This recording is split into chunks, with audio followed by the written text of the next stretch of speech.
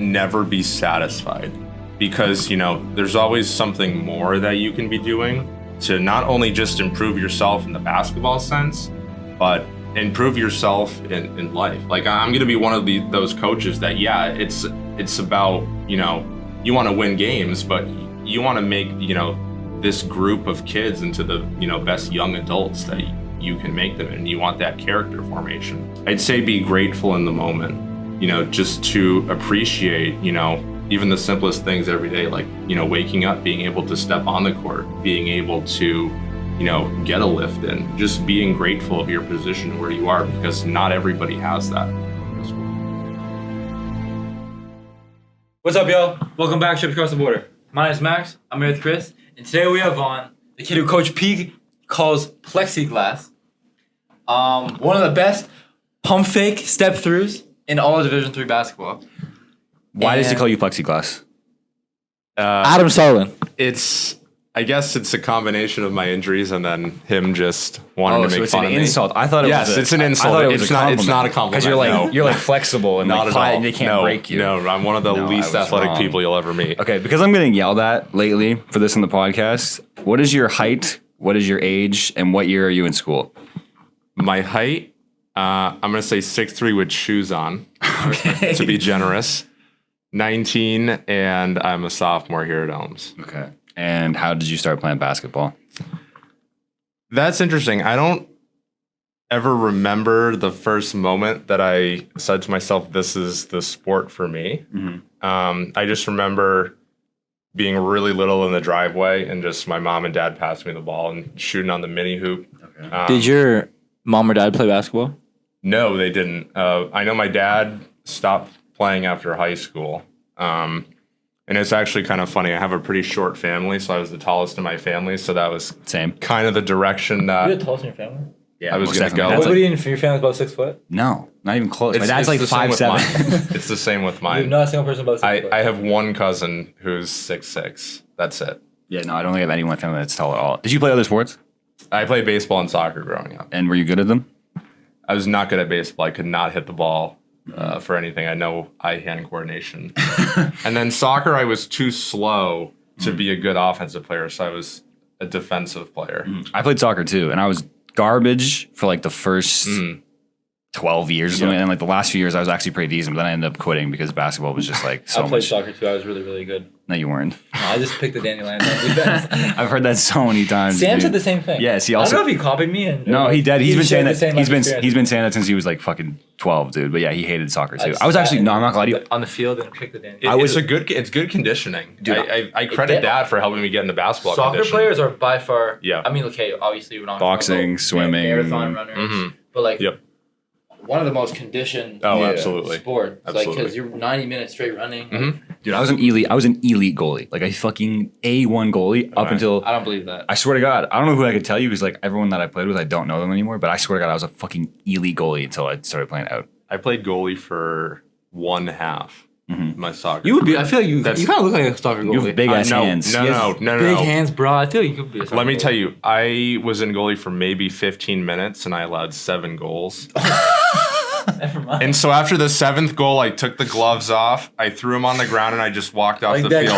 And my coach, he scored less goals on an open than they did with Adam. My coach goes, "What are you doing?" I said, "I'm done. I'm not playing goalie anymore. Don't ask." No, actually, dude, I'm gonna tell you a story about how I know I was a fucking elite goalie because we were in a soccer tournament and we were in the final game and there was a shootout. How old were you? Like fucking 11, 10.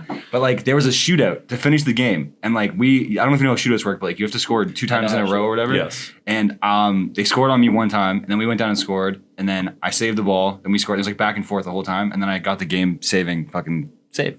Game winning save. Okay. I'm nice, bro. Just, you know how we always talk about how, like, well, first of all, welcome back to Ships Across the Border, the biggest soccer podcast. We're going to interview some soccer players shortly, so I thought I'd introduce the world to my soccer side. You know how we always say, like, you need to get out of your hometown, like, feel like, because you're a big fish in a little pond? Yes. Was it maybe that you're not actually that good? You just live in Owen Sound and I don't you're live in 11 Owen years Sound. old? No, because like it was like we would tour to other places. Like So you I played wasn't against just other eating. competition? Or you Yes. just played against the Friday night? It's like No, averaging no. 20 in the Friday night league. No, it's not the same. Nice as This is fuck. like real soccer, like all across West Grade, which is Okay. like 50,000 people. Okay. Wow. Okay. Respect. Anyways, back to your story. So you just like stopped playing soccer, or you're just like, man, I fucking suck at this. I can't do it anymore. I played soccer up until high school. Baseball, I dropped before soccer. That was probably when I was 12. Was there a moment of self-clarity? Be like, man, I'm just really fucking bad at this sport. Like, I Oh, can't believe. yeah, I knew. I hadn't hit the ball in a game in about 3 weeks. Okay. Teams were kind of lobbing the ball to me, and I still couldn't hit it. They were doing it on purpose. Like they're trying to throw you a ball. Yeah, I couldn't. So I was like, yeah, Yeah, I'm out of here. I was very happy when the rest of the season was I'm canceled. fucking terrible at baseball. I was happy with that. And then, So you dropped soccer in grade 9 freshman yes, yep, before freshman year. Yeah. year? Okay. And then that's you just fucking dialed Yep, on that was- basketball. yeah. Were you good when you started basketball? I wouldn't say so. I was a work in progress. Maybe that does feel better. Technical difficulties. Anyways, after we were rudely interrupted. So you weren't very good when you started? You were. I just lost my whole train of No, thought. I wouldn't say I was. I was what? I was one of those kids that learned through the actual games. Were you tall when you started? No, I was not. I didn't hit my growth spurt till high school. Okay. I was shorter. Believe it or not, I used to play point guard. That's No, I'm not lying. I was I used to play point guard too. I was a point guard, and the funny thing is, I played for my father up until about 7th grade, in like AAU and stuff, or like he coached middle school team. like middle school team. So he would basically play me the whole game, as all fathers do. Max told me that you were chubby as a kid. Yeah. Yes. We were gonna get into that after. Yes, Oh, I wow. was. How long were you fat until? I'd honestly say till about 9th grade. We only say that because yesterday we were in the weight room, and we were just talking about weight room stuff, Mm-hmm. and we were just talking about how it's like whatever, like gaining weight, losing weight. I'm like, Yeah. if you look at Adam, like I said this without Mhm. knowing anything, like if you look at Adam, I could guarantee you that he was fat up Yeah. as a child. Yeah. And they're like, no way, whatever. I'm like, I guarantee you, if you look at him, Mhm. he's has like the build of like somebody who lost weight and gained muscle as Yeah. opposed to gained weight and muscle. And then he looked at me and he said, I guess you never grew out of that because you're still fat. But so you weren't very good, and then you played point guard up until grade 9. Yeah. I remember growing up, I would play point guard. I played up my whole life. You are a good passer. I'm not gonna Thank say you. like Thank you. I've never really seen you dribble the ball, but Mhm. like if you get the ball in the high post, you are making Yeah, good decisions. you don't want to and see good me reads. dribble it, but I can pass. But you are a good passer. So I'll Yes, definitely do that. thank you. But yeah, it was one of those kind of situation things. I was always playing against older kids, even in suburban and middle school. I was always the kid in the 5th, 6th grade playing against the 7th and 8th graders, and I think that is a credit to where I got to where I am now. Is my parents saw the potential in me, and maybe I wasn't getting the results at first that I wanted, but by playing against older competition, I was going to be way more comfortable when I got to the high school level to play against. So them. when you hit your growth spurt, did you like make a decision in your mind, like now I'm going to start working on big skills, or was one of your coaches like, nah, now it's time for you to play big? Like, how does that end up happening? So I want to say my freshman year was the first year that my high school coach was like to me, listen, there's not really a spot for you as a guard, Okay. but you can learn to play it big. And I was probably, I'd say 5'9". So being a 5'9" big is tough. This is varsity? Or Yeah, this is varsity. So I was a bubble player my freshman year, so I would play some of JV and then I would play about a quarter or two of varsity. So it was a learning experience.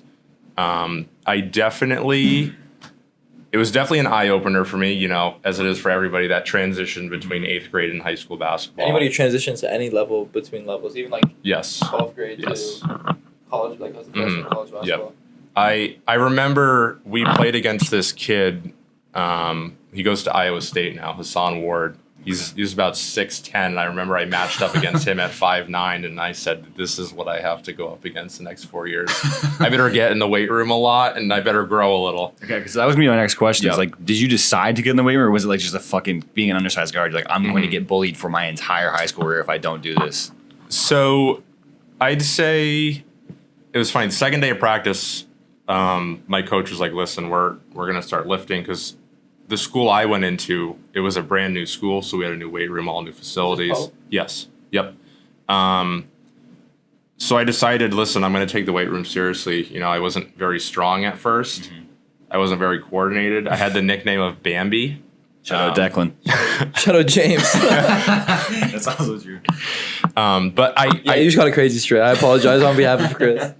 I took it seriously, and I started to see some improvement going into the end of freshman year, and I kind of took it seriously where I was going to start transitioning to a big, and I obviously, you know, the place I am now, it's worked out. Yeah. So, And then throughout your high school career, how did that look exactly? Mhm. Like, were you dunking on kids? Were you bodying people under the I can rim? answer that for you. He was not dunking on kids. I have You never, ever- you've ever dunked I've before? never dunked before. Have you came close? Welcome to the club. No, I have not come close. No. Welcome to the club. Nope. Have you ever like touched the rim Yeah, I've touched the rim. or like hung on the rim? No, because I'm afraid I'll fall. I have. I hung on the in So, like 10th grade. I was like, I'm just gonna Yeah, jump and no. try and touch the highest I could possibly see outside in all times. yeah. Then that Hung on the didn't rim work on the out. right side with my right hand off Mhm. one foot. Yeah, Swung forward and landed like this. Fractured my elbow. yeah, I would never. Dude, No. I don't hang on the rim anymore. Even though I'm more than capable. Safer on the ground. I never hang on the rim. Even if I jump off 2 feet with 2 hands, Mhm. never hang on the rim. Ever. Yeah. Stick to lifting heavy things. It's much more fun, much safer. But Actually, not much safer. I think it is. Maybe. I can still. I still dunk. I just don't. Yeah. What do you call it? I remember when it was one of the games, and I was like recently restarted like my knees were Yes. feeling bad. I recently Yes. restarted dunking in warm ups and stuff like that. I And don't think you jumping. can do it. And I'm like, yo, but Adam wasn't there like because I was just like Mhm. dunking in away games. I'm like, yo, Adam, you think I could dunk? I So was like, no. I knew like I've threw it down a bunch of times, but he has not seen it. I'm like, there's no way he's gonna think like everybody else. I wouldn't believe I would. I was impressed. He's like, no, there's no way. And then I dunked 1 or 2. And, Yep. Yeah. I wasn't that impressed with how you dunk, but when I saw him dunk, that kind of threw me off. I mean, Rim the best- grazer. Well, it went in the net, so I was like, I didn't think he had any athleticism. He kind of whatsoever. dunks like a way less powerful Joe. He has Yeah. like it's a left hand, left side type of dunk, but it's like I can't really explain it, but it's exactly what Joe does. Shout out Joe. We're just all over the fucking map Whoa, today. So yeah. back to the high school career. How did you play? How was everything? I would say my freshman year was a learning experience. My sophomore year was probably my worst year. Why was that? So it was a combination of things. And during the summer league leading up to my sophomore year, I did not play that well. AAU? Is that where you played Declan and he knocked your face No, off? no, that was Says Declan. that Says was Declan. senior year. We'll get to that. But I just that wasn't AAU. That was summer league, and just I didn't play as well as I wanted to. And then I remember I went to a camp at Brown University. I went to that too in Rhode Island. Yep. I went to that. And I would say that in the moment that completely shattered my confidence because when you're a ninth grader and you're playing on the varsity team, of course you're gonna think that you're the next and upcoming LeBron. And then when you go to the Ivy League basketball camp and get humbled by a bunch of 6'10" kids from Australia and California who are just bigger, muscular than you, can shoot more, I couldn't keep up with any of those kids. Yeah. And I kind of felt that a lot of the coaches gave me the pity response of, wow, you're only a freshman and you're hanging in here. And I kind of was like, oh, F that. I'm not. I just swear on the podcast. I know you're not going to. No, but I'm not going to. But just let me know that's an option if you wanted to utilize. That'll hurt his chances of being president one day, so we can't do that. But no, it was definitely a learning experience. And looking back on it now, it did teach me a lot of great lessons. Okay. I was humbled to a very good degree, and I'm glad that I had that. Do you think it was a experience. necessary humbling? Yes, I think it was a necessary humbling. It showed me that I had a lot to work on. Did you have a big ego in 9th grade? Yes. I could never see you as having a really big ego. Like, I couldn't either. I didn't. It wasn't an outward big ego. It was just how everybody's in their head. Like I'm the best player This there. guy really can't fuck with me right now. Yeah. And then I got to that moment where, as looking up at 6'10" giants who were dunking on me. And Did you hit your growth spurt or you're still like 5'9" at this No, I hadn't hit my growth spurt yet. Actually, funny enough, it came about 2 weeks later. I think I grew, I'm going to say 6'1". to be nice. I'm still waiting on mine, actually. I'm gonna say 6'1", and That's like 4 or 5 inches in one summer. yeah. So it was a big growth spurt, and then sophomore year was still rough because I didn't have that confidence yet. And then COVID happened, and no one could play basketball for a while. So I remember I talked with my coach after the sophomore season, and I was still bent on transitioning back to a guard. Oh, shit. And he was straight up honest with me and told me, if you want to be a guard, you're not going to play on this team. Like, we have enough talented guards that we don't need you to do something outside of your element. He said, this is what I need you to be a big presence inside. I need you to rebound. I need you to be a leader, a team captain, and kind of wrote that job description for me. And I just decided, you know what, I'm going to buy in, because my freshman and sophomore year, we had a combined record of 8-32. So I said, listen, something's got to change here. We got to buy in. We've got a good core of guys coming up from JV that, I've played with all year, because realistically, we all had 2 years together to kind of put something together. This team hadn't made the playoffs since 2018. So junior year was better. We went 10-1. I had a great season. I made the second team all region, kind of embracing that role as a big presence inside. I took the weight room more seriously. I was more of a leader. It's kind of that evolution that showed me what the next stage in my development looked like. And I'm glad that I stuck with it and pursued. Yeah, looking back, do you think you could have potentially been a guard, or was it like now you can understand that your coach was definitely right and there was no chance that you were going to be a college guard at that point? Yeah, I understood. I'd say it was probably about the fourth game junior year. I would get switched onto some guards, and I just wasn't quick enough laterally to guard them, and then I would go down in the paint and kind of get that post up and make a move toward the basket and score. And then physically, I was above the level of a guard, and some bigs I was above that level, so I could just do damage in the paint and grab rebounds and deflections on defense and everything. So you have a very distinct game of, it's not extremely flashy, a lot of pump fakes, a lot of pivots and spin moves, but also you're a very talented offensive rebound. Yep. Where you had a tip in over Justice in the Alberta scrimmage, but I'm assuming you were not good at those things when you were, I guess, identified as a guard previously to high school. So did those things kind of just come naturally and you're just naturally good at them, or did you work on those specific things? But I find it hard to believe that you were at 5'7", fat in 8th grade, had a good pump fake step. So fundamentally, that's always been there since I was probably about 3 years old. Was that instilled in you by somebody, or that? So it was both my parents. My dad would, sit in the driveway and rebound with me and make me, do right, left-hand layups and, come to jump stops on a shot and, just be fundamental. Bank shots, using the glass, being smart on post moves. And I remember my mom, she would, even on the hottest days in the summer, she would prop a lawn chair up and she would track my makes in the driveway. That's commitment. Shots, everything. And I remember she would never let me take a day off. And I'd say, Mom, come on. It's 90 degrees out. I want to go inside and watch TV. And she'd be like, no, you're never going to get to the level that you want to get to by being like that. I remember when they used to drop me too off at my grandmother's. My grandmother, who was 76 years old, would prop a lawn chair up in her driveway and track my makes, and it was just there from a young age, that commitment to hard work, and then that commitment of being fundamental. We have a rule. It was a rule for me for a long time. I couldn't leave my feet on a pass. I had to either jump that stop. That just made me so happy. Or I had This is why he was a college basketball player now and you're not.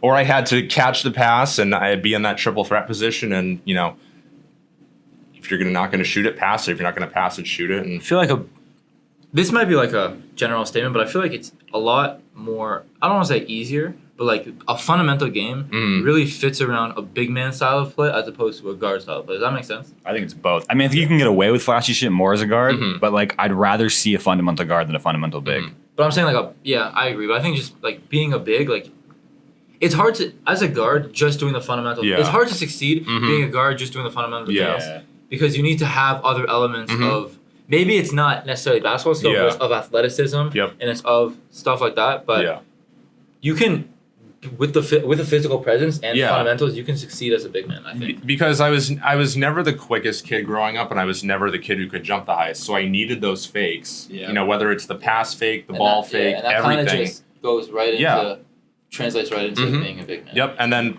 with sense to rebounding, I guess I didn't really take that seriously until that junior year of high school, where I realized that I could be a dominant rebounder and basically out-rebound anyone on the court. So I was like, heck with it. You know, let's do it. Something that I'm curious about. So you went to Pope Francis, what it's called. So I obviously not from here. Chris not from. We don't know much about the high school basketball around here. What I do know is that RJ's brother, who is a pretty good player now, is supposed to be a very, very good player, has a lot of potential, goes there now. And I just heard yesterday when I was working out with Coach, they were talking about how like they just beat Springfield Central in, I don't know what, whatever the cities or whatever. And from what I understand, Pope Francis is a small private school. And Central is a really, really big public school. So how do those two schools play in the same playoffs? So they played, it's the Western Mass Championship. So I guess if you want to take it in the college sense, it's basically your conference tournament. But they're in the same conference even though they're massive difference in school sizes? There's no divisions based on school size in Massachusetts? So in Massachusetts, there's the state tournament is divisions 1 through 4 based on school size. Okay. The Western Mass is just the teams around here. Oh, so that's not... Okay, so they wouldn't play each other in the state tournament? No. But they would play each other in... Okay, that makes sense. Western Mass, Looking back, senior year, how did that go? That was our best year. We went 14-7. We made the playoffs for the first time in 5 years. That was everything I could have hoped for. That was one of probably the best team that I've ever had. Did you start? Did you contribute? How was your role? Yep. I started. Average double, first team all Western Mass, all that stuff. And just being that leader for that group of guys, we had a great core. We did lose in the first round of the Western Mass tournament, first round of the state tournament. That's whatever. You can't control that. Yeah. But I'm very happy for how that season went. I couldn't have enjoyed it more. You said about like the whole shooting in the garage thing and all this stuff. Did your parents instill the idea of being a college basketball player all the way through, or did you decide that at some point? Yeah, so they never put any pressure on me to be a college basketball player or anything. They told me whatever I wanted to do in life, they were going to support me, and I'm so thankful that I had the option to pursue, whatever I wanted. Even today, new things that I'm just say I'm going to pick up and do. They're like, yeah, go for it. We're going to support you. So I guess it's kind of something that I set for myself. Probably around junior year, senior year, I was not totally confident that I was going to get some offers, but I just kind of put it out there to say, hey, I can send up my film, I can play, and if you want me, then I can come on a visit, you can come to games and stuff like that. How many teams did reach out to you? I'd say about 5 or 6 teams. Which schools? It was Elms, Western New England, Curry College, UMass Dartmouth, and the last one, Wentworth. All for basketball? Yep. Did you ever decide? Did you ever think at one point that you might want to do something other than basketball? Yeah. So it's funny. I tell this story to everybody who asks me about my major. At first, I wanted to be an engineer. That was because I saw the money that they make. And I was like, this would be great. But then in my senior year, I took an engineering class, found that I was not so great. Yeah. The bridges I built, you couldn't drive over it or you would collapse. The drinking water that I would purify would not be purified, and you would get lead poisoning. So that wasn't for me. And then a lot of people told me that I would make a great teacher, and at first I was like, no, I would never teach. But then I realized that I want to coach after playing, and teaching and coaching go hand in hand, and I realized that I could be a great teacher and get summers off, so we can get the Adam Sarlan skills camp going in the summer. Ooh, I'm sending my kid there. I'm sending my kid there. 2-foot stubs. No, but it really sounds like you had an extremely ideal home life for basketball, if that makes sense. In the sense of it was a perfect balance of hard work, but also not too much pressure. stress and emphasis on the fundamentals Yep. and consistency and hard work. And I think those are like that's what we talk on the podcast. Yep. It's like some of the main things. Mm-hmm. And I forgot what I was gonna say. I was going to go back to why did you decide Elms out of all those 5 schools? That. Oh. That's what I was saying. I decided Elms. So Did all those 5 schools offer you? yes. Okay. So I decided Elms because of one, the commitment to academics. So that's always been there for me too. My parents have instilled that in both me and my brother. Just that commitment to academics, because one day the ball is gonna stop bouncing on the court for me. That's just the reality of it. And Is Elms the best academic school out of those 5? I would say it's one of them. I said there's a great commitment to academics here. The sense of community around here is just very easy to get along with. And then obviously it being so convenient to home, save a ton of money. Yeah. And then, I thought that this would be the best chance for me to play. So Who reached out to you? Southall, P.O.? it was South Hall. I remember, so him and Pete came to one of my games for one half, and I ended up getting benched because we were not playing well. And it was so funny. And I remember the day after he reached out to me and was like, we want to bring you for a visit. I was so tempted to email him why. Why would you want me after I got benched? Can you come back to another game to see what I can actually do? But I'm glad that worked out. So, What was his selling point with you? What did he say you could be here and what you could provide for the team? a big presence inside, that offensive rebounding, just being a hustle guy, a vocal leader, and just a guy who people can see that every day comes in and works hard and doesn't take a play off. That's what he was looking for. So now that the season's over, so for guys that don't know, unfortunately, Adam's college career has been riddled by injuries. So last year, what happened? This year, I don't even know what happened. I just know it's both been knees. Last year. So actually, my senior year of high school, I had an ankle injury that was definitely season ending, but I played through it because it was my senior year. Last year, I had the same thing happen to the other ankle. So that's 2 damaged ankles that will never be fully healed. And then this year I had a knee tendonitis issue and then an impingement in the fat pad behind it. So that was pushing There's the a lot of big words. That sounds exactly so many big words. So that was pushing the tendon out. So that was putting more stress. Yes, a ton of pain, and it came to the point where it was so swollen that I could not play on it. Could it be? This is Declan's words, not mine. That it's because you skip legs. No, it's not because I skipped because I've skipped legs my whole life, and that hasn't happened for years. So guess. So, what does the future basketball career of Adam Sarlan look like now that the season is over? that Not pressuring you to make a decision Yeah, right yeah. now, obviously. But what's He's fucking quitting. He's done. It's that- over. do you That's think? a good question. I have thought about that. I still love playing basketball. I still love playing the game. I still want to be involved with it, either playing, coaching, whatever. Whatever comes my way. I told myself that I was going to take some time to think about this after the season. And pursue some other hobbies that the season takes time out of. Such as? I'm a big writer now. I'm working You on. and Ian should go collab. Ian's become. Shout out Ian. Are you ready in script? Sent it. He made a screenplay. Oh, really? A 13-page screenplay. I have not. That's something that I've decided that I want to do, but I have not.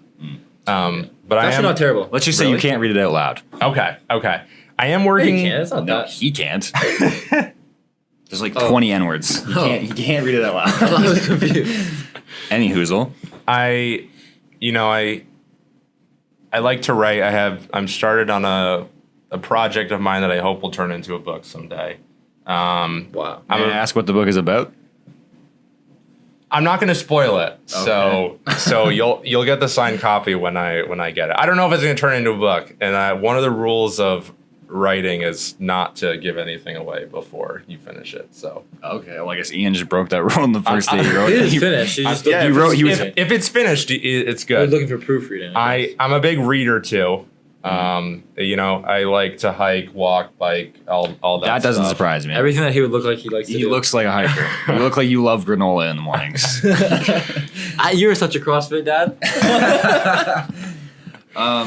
What does the life after basketball look like for you? Because you said you're wanting to be a teacher, obviously. Yep. So you can get your full. What do you have to get to be a teacher? Masters in education. So how long is that going to take? Another Do you year need your after. master's? Because so I went to a private school in Yep. the U. I don't know how in Canada. I think you need your master's. Yep. But if you want to work at a private school in Yeah, no, you don't- you don't but need I'd like a to get master's. it because you never know where, and then if I want to end up going to boarding school to teach, does that English there. extend to because Elms College is a private I guess liberal arts Yep. institution. Yeah, Do so you- they offer a year of a But master's. do you need to in order to be a professor? Do you Yep. need a master's? No, you degree need a in teaching? PhD to be a professor. Really? So that's the next thing up from a master's. How many years is that? I want You to need a say PhD to be a professor? Yeah. So every single professor here is like mad qualified and shit. What did you think it was? So you're saying that There's, you know, that's crazy. That's why in they're your called- head. I know there's somebody in here. You're like, yo, there's no way he has a PhD. what's our teacher from Madai? You know what I'm talking about? He looked like the fucking librarian from Monsters Inc. Yes. Oh, jeez. Bro, he was built like There's no way he had No. he was built like a mealworm. That's why they're called doctor, because they have a PhD. every single professor here is doctor. I'm not sure. I'm not I glad didn't know that. I Our didn't know teacher that. from Madai. I'm pretty sure to teach at the college level, you need a PhD. I didn't know that. Dude, he was built like he had never left that chair. This is what happened. This is what happened. That's And crazy. Patrico. Yeah, he was on his last leg. No, bro. But unironically too, he would hobble into class like he had his hips were broken, dude. He had to walk this. He would come in with a full Mountain Dew, sit down at his desk, groan, and then just read the PowerPoint word for word to us, and then leave. Yeah, You that's need to the, see the back row of the class. that's the if you kind- sat in the back row, you were invisible. that's the kind of teacher I would not like to be. Yeah, no, it wasn't good. I didn't know that. So that's interesting. Actually, you need a PhD. Yep. Gives me a little more respect for all the professors around here. Not that I don't respect them. You know, a lot of people don't give But like- teachers enough credit as but they in the back should. of my head, Have you done like an internship at this point? But with kids? So it's funny. This summer, I'm actually doing a teaching internship where I'll be working with 9 through 12 graders. have you worked with kids before? Yeah. So this summer, I did a summer camp where I worked with kids 3 to 13. That's probably way worse. Yeah. I told my parents if I had been an elementary education major, I would have switched because I figured out very quickly that was not for wanna me. be How many times did you get spit on, slapped? Not spit on, but slapped, and then you have the He younger. slapped you? There's no way. Yeah, You've like clearly never worked with little kids. I've never been hit. Yeah, I was coached ba- basketball I games was- with little kids. I I've was never hit basically- my- I've been smoked, Yeah. and I've only worked with kids one time. Yeah. Oh yeah, you're slapped, and then if you're tall, they like to grab your legs. grab your legs and then make you walk, and then they think it's like a ride. That was definitely you as a kid. And so Some of the kids have done that. yeah, so you're like, get off me, and then you have to say Yeah. it 12 times before they 'Cause actually. my girlfriend wants to be a teacher for like really like young kids. Oh, like God babies. bless her. But she like she Jeez. like tells me like she changes diapers all the time and like that's what she does. But I guess One of the professors. she's good with little kids. One so. time, I told them I wanted to be a teacher, and they said, "Are you a drinking man? Because you might need to be." Are you a drinking man? No. Have you ever had alcohol? No. Not a I'll sip. come. I'll That say doesn't now surprise that me I have either. not. That I have actually doesn't not. surprise me at I have all. not. You look like a very straight arrow. I have not. I want to go all the way back because this is the most fucking random podcast we've ever done. But coming into your freshman year, did you have any expectations about what you thought college basketball was going to look like and what role you were going to play in it? Hold on. All right, back to slapping kids and puking on each other. No. Because I was here saying like we were really random. I'm like, well, he hasn't really played basketball in 2 years, so all there is the other stuff. But have you like checked into a college basketball game? Yes. Yeah. I've seen the thing, the stats. You got 2.7 minutes. 3 points. Sorry. You have 3 points. Oh yeah, because Free throw. Toss Free throw. in his jersey. No. Freshman year, I had 3 points. Okay. Free throw. And one floater. Yep. Over. Do you remember who it was? No, some kid from WestCon. I just remember we were down about 40 points. If you're watching this, How fuck many you. times did you check in last year? I'd say 7. Like it's pretty much the same as me. Yeah, This year. so You were in the garbage same minutes? position as I was in this year. Yeah. Looping back to my question, what was your expectations coming into freshman year and what kind of role you were going to play in a college system?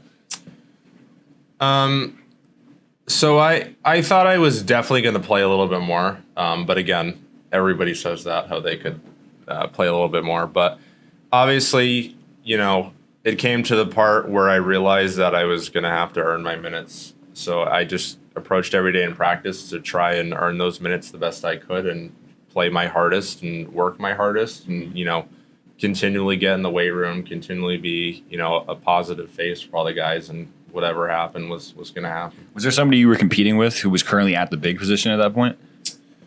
I don't think I was competing with anybody because, again, we had, I guess it depended on the game where we could have a couple of bigs roll in.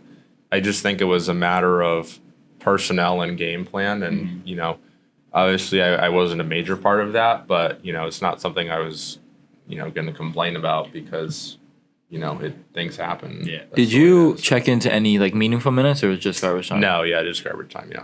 The reason I asked about the competing with someone is because, like, when you were looking at someone who was playing at the big position, was there something that you saw that you could do that they couldn't do, like a role you could fill that they couldn't?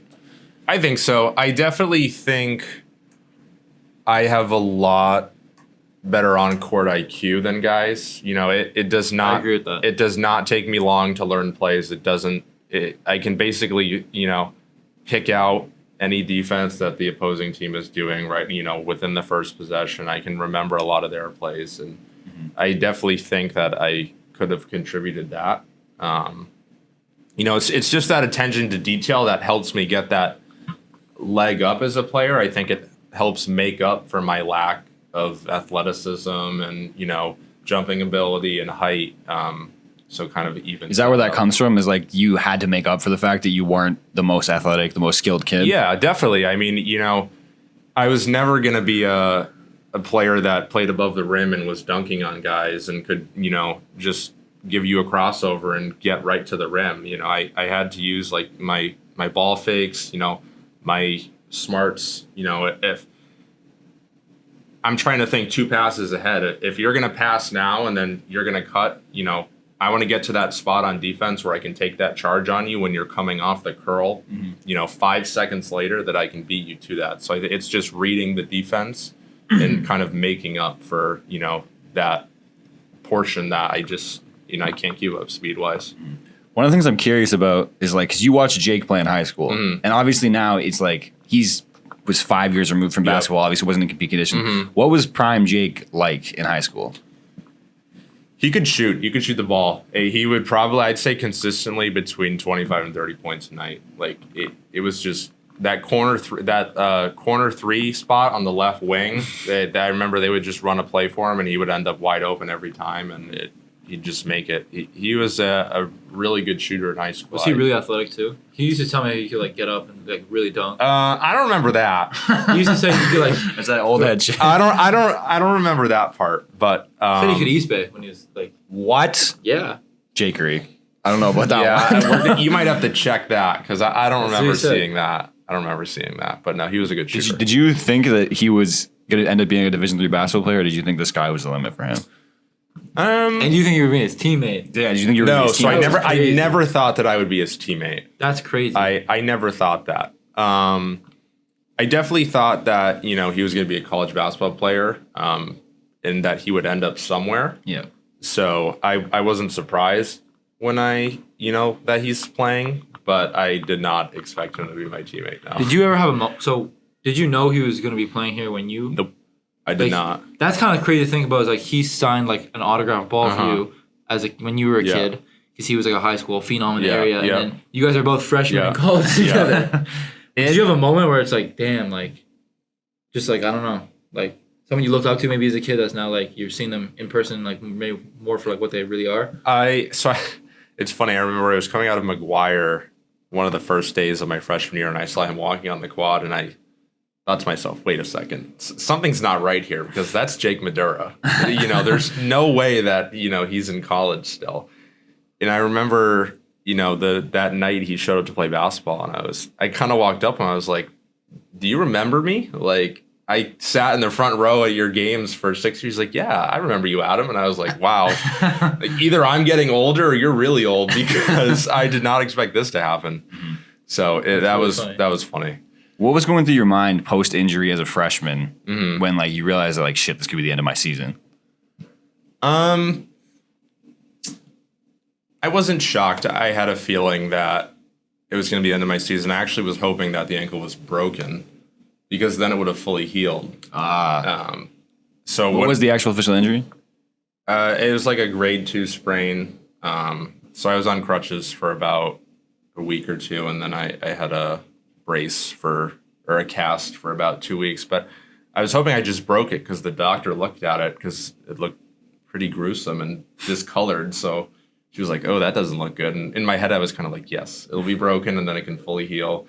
You know, it wasn't something that I was going to get super upset about because, it was nothing I can control. You come down on somebody's foot the wrong way. Yeah. And, I just remember I heard a pop and I was like, yeah, that's it. Yeah, no, I injured my ankle back in grade 10. Yeah. And like the worst part about getting an injured ankle is, first of all, you always come back too soon. It's like, Yeah, this isn't yep, that bad. yep. And then you immediately fucking re-roll it. Yeah, I was playing on like absolutely. 8.5 foot rims. And I went to go dunk Yep. and there was like this little lip. And I Yeah, fucking and you come re-rolled down it. on it, you turn it the wrong way. And Always what fucking happens. Yep. You seem like a very level-headed Mhm. guy. Like not get too high, not get too low. Mhm. And do you like? Where'd you kind of develop that? 'Cause that's a very important trait I think, Mhm. for basketball and for life. Yep. Where do you kind of? Do your parents kind of instill that in you, or how do you kind of develop that? Yeah, I guess, it's an extension of my parents to my whole family. We're a pretty level-headed bunch. So I would say just learning that from them and then, kind of that philosophy of everything happens for a reason and you can't control what happens externally and you can control how you respond to it, So if something happens, you got to acknowledge that whatever happens and you got to do your best to kind of keep yourself going and in the loop and then just to remain level-headed. One of the things I want to bring back from the podcast, we haven't done this in a while, but do you have a crazy college basketball story or a basketball story in general? Like your craziest experience? So I remember my senior year of high school, I'm not going to mention any names, but so one of my It was Declan. No, it was not Declan. Declan's in the room with us. That's why he's getting a bunch of straights right now. If you guys are wondering, no, we don't bully Declan. Declan's much loved by this podcast. I would say this was pretty foul. So one of my teammates, he was dating this girl, and we thought that she got her pregnant because that was the rumor going around school. So he was one of those guys who was kind of hinted that it was true. So, this is the only swear I'll say, but, us being a bunch of assholes, we all went to the store after and got a congratulations, on your baby card with one of those baby caricatures. And I think we put $1.19 in a condom in the card and then put it in an envelope and gave him it. And he opened it. And then they had a miscarriage. Sorry, no, what happened? And so then we gave him the card and then he opened it and he was like, why? And then one of my teammates was like, oh, wait, I forgot my portion. He pulled out a penny and he threw it at him. What was she pregnant? No, she wasn't. So the kid took the condom back because he didn't need it. After it was used. I want to ask you Declan's question because I think this is a good time to do this. Okay. And I want to make sure it's word for word. Okay. How are you successful being an undersized big, and what does it take to be dominant in your role? So that's a good question. So I remember he told me probably a week and a half ago that was the question he was going to ask me, and I honestly still don't have a straight answer for that. Like I guess to be an undersized big, the first thing is to have someone believe in you that you can actually do it, and that kind of motivation to, at least for me, I was shown that, if I was an undersized big, look at the dominant effect I'm going to have. Who was that person for you that believed in you? It was definitely my high school basketball coach, I'd say. And then, we brought in a new assistant my junior year to kind of work especially with me. And, he was just, I want to say, if I had to make an NBA comparison, he was one of those guys between, Draymond Green and Jared Vanderbilt who was just like on you on defense. Like, he was, pushing you out of the post, fouling you super hard. And that kind of toughness, that heart over height mantra of how you have to believe in yourself to do it. And you have to be so physical and play every play like it's going to be your last play out there and play very aggressive. I think that physicality is definitely a big aspect of it if you're an undersized big. Like if you're 6'9", 6'10", you can get away with playing, Soft. a little soft, but when you're 6'1", you got to fight for everything, and you have to kind of set the tone early that this is my way of playing, and this is how we're gonna do it. And then now that we're past the serious question, how does it feel to lose 2 out of 3 games to Declan in the summer league? So the first game after we lost to Declan, I thought his team was Granby Mass, and Granby Mass is terrible, so we were like, wow, we all suck. But then we found it as Granby, Connecticut, so we didn't feel too bad about ourselves. But I just want to say it was a close loss, and yeah, that's still a loss. But the third time that we beat Declan, I remember. You left that out. Yeah, he always leaves that the out. question is 2 out of 3. Yeah, so there is implied one loss. So But he we didn't beat touch that at all. him once, and I remember him vividly being very angry after we lost the game. Sounds so unlike you. Declan, I remember he's probably one of the smallest kids on the floor at the time, but he talked the most trash talk I've seen anybody.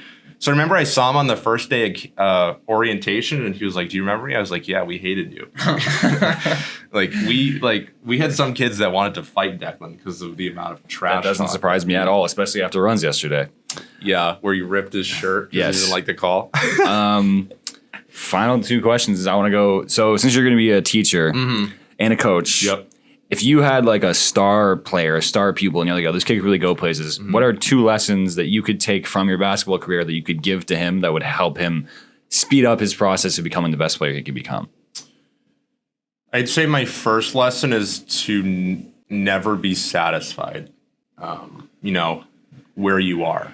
Because, there's always something more that you can be doing to not only just improve yourself in the basketball sense, but improve yourself in life. Like, I'm going to be one of those coaches that, yeah, it's about, you want to win games, but you want to make, this group of kids into the, best young adults that you can make them, and you want that character formation. So I would say, never be satisfied, always work towards your end goal. And then the second one is to, I'd say, be grateful in the moment, just to appreciate, even the simplest things every day, like, waking up, being able to step on the court, being able to, get a lift in, just being grateful of your position where you are, because not everybody has that in this world. So. Sure. And the last question for the day. What's one piece of advice you kind of give to your younger self? That's a good one too. I'd say to never give up. I know there were definitely some points in my younger days where I would kind of give up a little, and I thought that I would, be on the verge of, quitting, not quitting, but just not pursuing this anymore. And I would say just have confidence and never give up, because you're going to go somewhere, whether it's with a basketball or not in life. So I'm ready to call it. Thank you for coming on. Thank you for having me. Appreciate you guys. That's episode 57. 57.